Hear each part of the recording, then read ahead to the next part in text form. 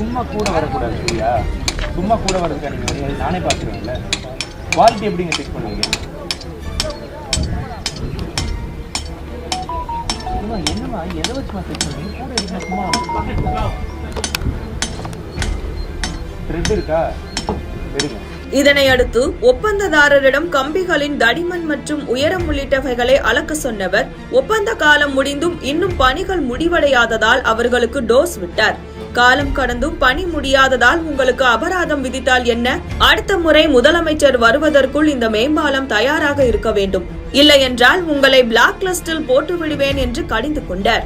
18 months தானே, இப்போ 24 months கிட்ட ஆக போகுது. 22 months ஆச்சு. ஏன் இன்னும் ஃபைன் இஷ்யூ பண்ணல உங்களுக்கு?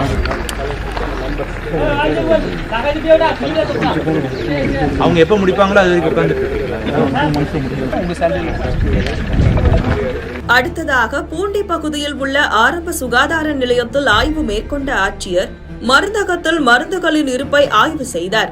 ரிஜிஸ்டர் புத்தகத்தை கையில் எடுத்து வைத்துக் கொண்டு கணக்கு கேட்டபோது அதில் 2000 மருந்துகள் இருந்ததையும் ஆனால் 6000த்திற்கும் மேற்பட்ட மருந்துகள் இருப்பு உள்ளதையும் பார்த்து அடுக்கடுக்கான கேள்விகளை எழுப்பினர்.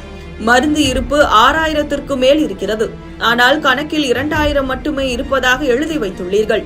அனைத்தும் சரியாகத்தான் உள்ளதா அல்லது மாத்திரைகள் வெளியே எங்கேயும் விற்பனைக்கு செல்கிறதா என்று கேள்வி எழுப்ப முகம் மாறி நின்றார் பெண் மருந்தக பொறுப்பாளர்.